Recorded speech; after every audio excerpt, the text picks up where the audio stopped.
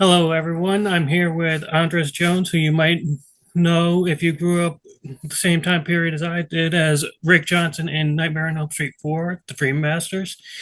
He's also a podcaster and also a musician. Good to be here. Thanks for inviting me into your lair record store. Oh Very yeah, from my album Recognize, De-escalate, and Decode. Yeah. Yeah, that is available everywhere you get music, and that there's actually a pretty cool music video for that we shot here in Olympia, Washington. Most of my songs are a lot of my songs are inspired in some way informed by being from Olympia, Washington. You ever been? No, I've never been to the West Coast, but I've been to a lot of Well, states. people only say it's the best coast because it rhymes. You know, it is a coast, and like all coasts, it is a mixed bag of beauty and everything else. So, but yes, Olympia is sort of like a lot of writers. Their work exists in the place where they grew up. So that's sort of the world that they're like. Whether it's, I'm not comparing myself to these people. I'm just saying that these are examples. But like James Joyce with Dublin, or the Beatles with Liverpool, or Woody Allen, or so many other people with New York City, or John Waters with Baltimore. Just go on and on and on. Stephen Paul King with Thomas Anderson. Maine. Yes, Stephen King with Maine.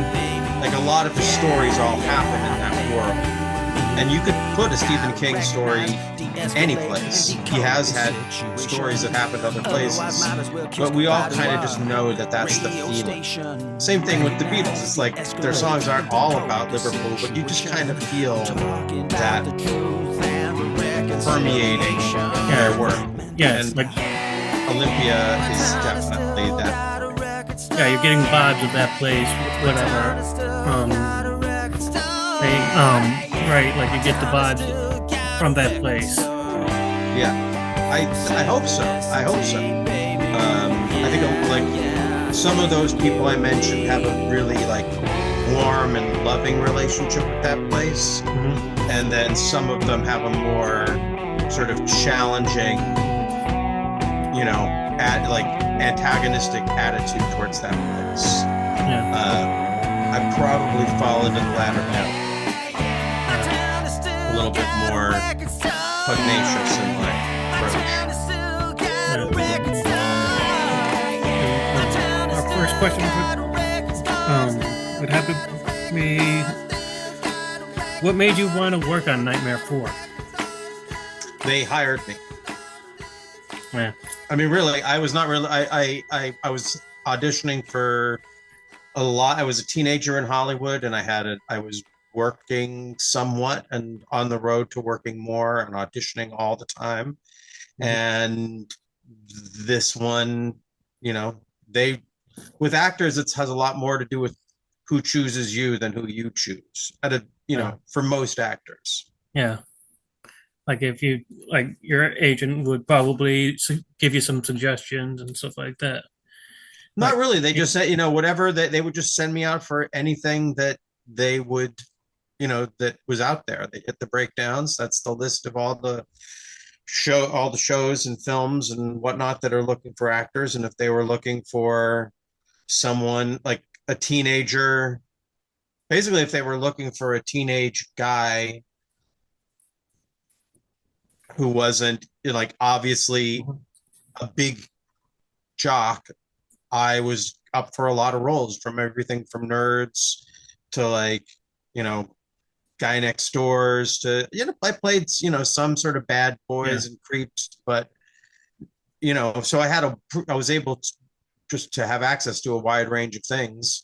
Mhm. And this is, I really feel like the character of Rick Johnson in a lot of ways, like, I think probably every actor feels this about some roles, or especially the roles that they end up getting Mhm. really, really deeply associated with. There must have been something about that role that found me more than the other way around. Right. What was it like fighting the doing the scene where Rick fights Invisible Freddy? I loved doing it. I ended up actually hurting myself on it because I had had an appendix operation Oof. a few months earlier, and I was doing like the obvious stunts in that piece were done by a stuntman, the one like flying through the air. Mm-hmm. That was not me. But there was a lot, most of that other stuff. Oh, and there's one scene with him kicking Mm. that's the stuntman, but everything else is me. And there was a lot of dancing with the camera and throwing myself around that elevator Mm-hmm. and just the sort of like even the opening of it, the scene in the bathroom with the cheerleaders. Yeah. I just thought that I thought it was a really well done scene, and I've heard people, in the Never Sleep Again movie, they talk about how they felt like it was a lame scene. That's their own words about their own film. Kind of that's if something's lame, that's probably lame.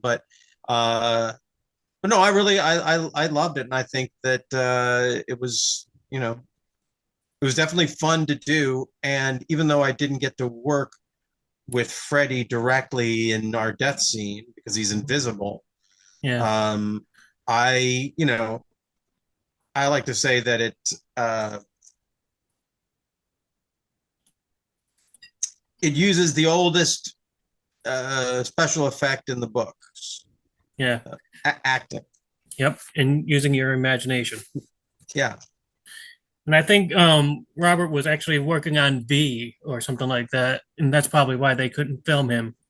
No, no, no. It just they just went with invisible, like they went with him being invisible to save money. Hmm. I've had people from the effects crew tell me, "Oh man, we loved you because you just saved us thousands of dollars just by acting and by selling that with acting." Mm-hmm. That would have been a nicer thing for the people to say and never sleep again than that the scene was lame. But Yeah. obviously, many of us are carrying around uh, some wounds from that documentary. Hmm. Speaking of which, I have it on DVD over on my DVD shelf. They did bang up business. Hmm. Yeah. And was it hard working with Rennie Harlan, who was an unknown director at the time?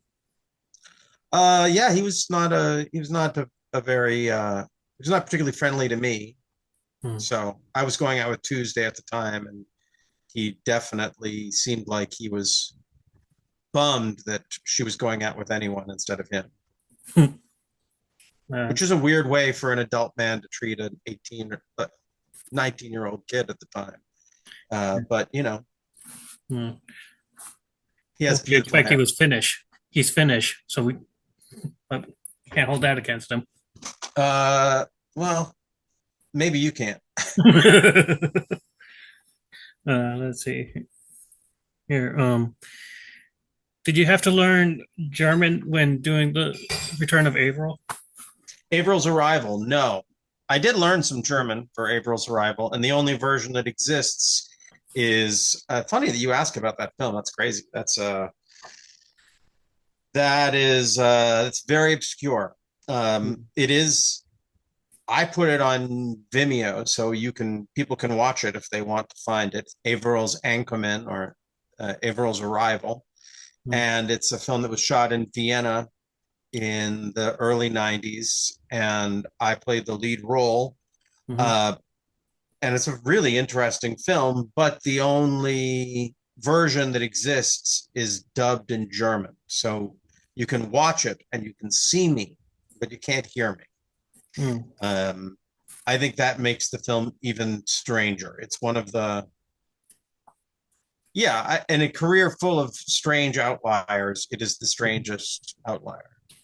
Yeah, because I remember when the movie Das Boot was being made, they had the German actors not only do their German lines, but also do the English line as well. Yeah, that did not happen on this. We did shoot mostly in English. We did shoot the Mhm. whole script in English because if it had become a hit, uh, the idea was that they would dub it back into English, but that never happened. Yeah, It did become a minor hit, I guess. It played a lot on Austrian TV. So if you were an Austrian of a certain generation, you saw this film a lot. Hmm. Uh, Do you ever watch any of the movies that you were in? Not unless I'm at an event where that is what's happening. And even then, I may need to be fortified with a alcoholic beverage.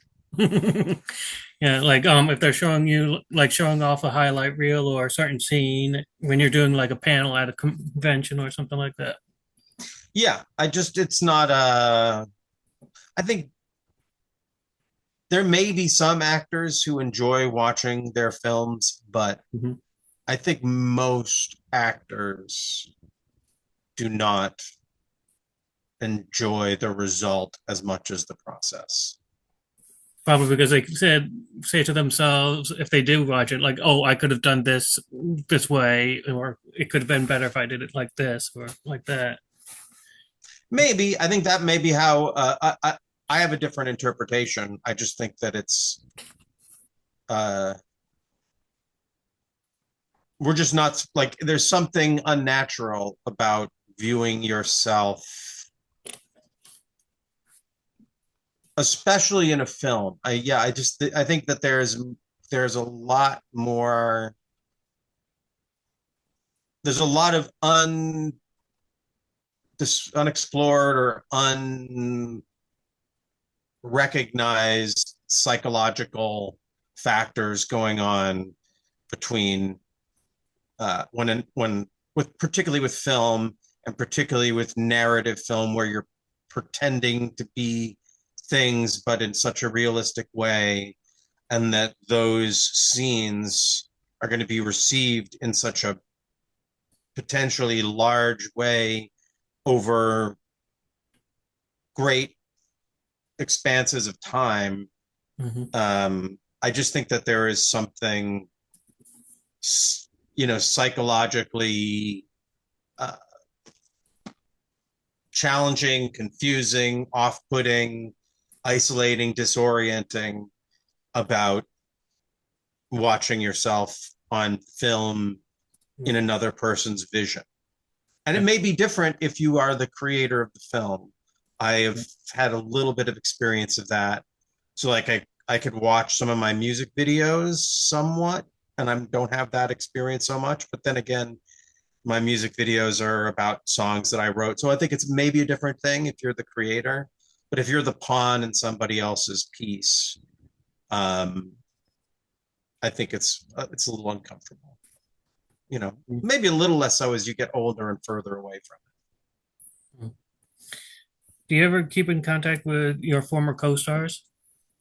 it. As little as possible. No, I'm kidding. Yes, I see them all. I see most of them regularly, whether it's at cons or just around. I see Dan Hassel a fair amount in LA.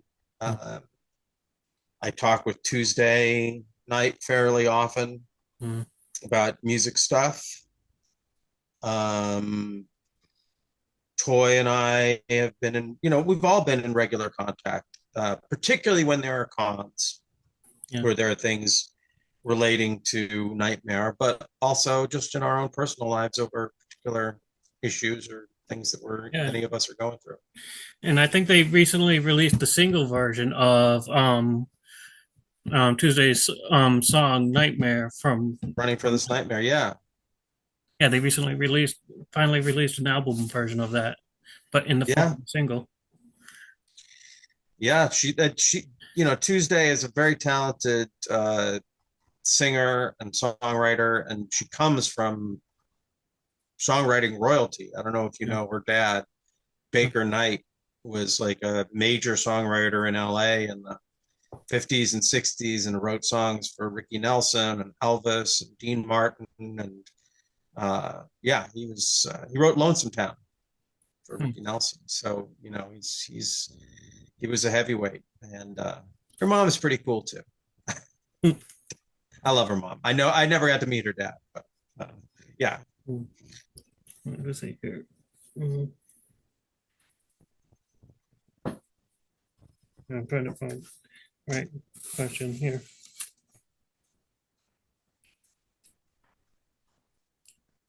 Let's see. Um,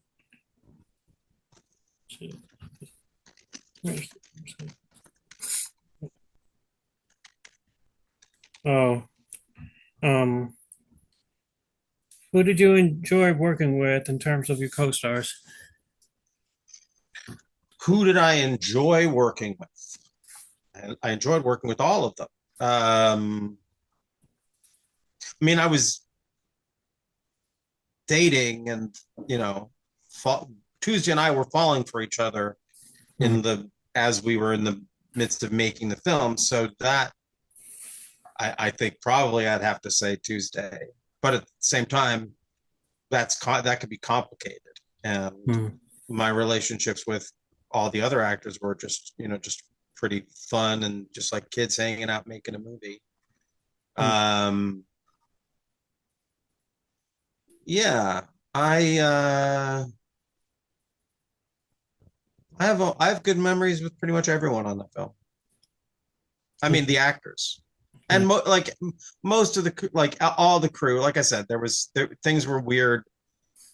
I realize now how weird the dynamic was with Rennie, Mhm. in a way that I didn't at the time. I mean, I knew that it was weird. I just didn't get how inappropriate that weirdness was. Yeah. If you could go back in time and leave yourself, your younger self, a life-altering message, what would it be? Um, wow.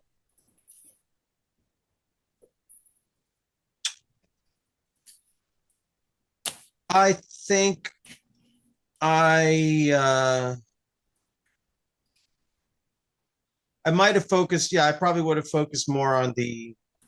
I really focused a lot on the music. I met. There was a point where I had to make a choice: music or acting, which I don't. The people who put it to me that way were not. Were doing me a disservice. But I chose the music at a time when I probably should have chose the acting because music is always there, as I was saying, because music is always there for you. Yeah. But acting is only really there for you as long as people are choosing you. And uh, I think that's something that kids who grow up in the industry Hmm. or who have family that are in the industry or just have a little bit better support systems, that's a message that they might get. But in my case, uh, you know, I don't, and I did it. I made the right choices for the right reason. I made the wrong choices for the right reasons. And I'm glad to be that kind of person. But if I could go back in time and whisper into my ear as a younger self, I might just say, hey, music, as Bob Seger said, rock and roll never forgets, but movies do. Yeah. Let's see here. Um, Great question. thanks. What are your thoughts on the possibility of AI taking not over not only films and TV, but music as well? Oh, it's happening. You know, I, um, there's certain things that AI can't do or can't do yet. Um, I try and make music that makes enough mistakes Hmm. or does enough things wrong so that it isn't it can't be copied. I think Hmm. the pursuit of perfection by musicians, by any artist, is just sort of like that's out the window now because computers and AI will always be able to be more perfect Hmm. than you.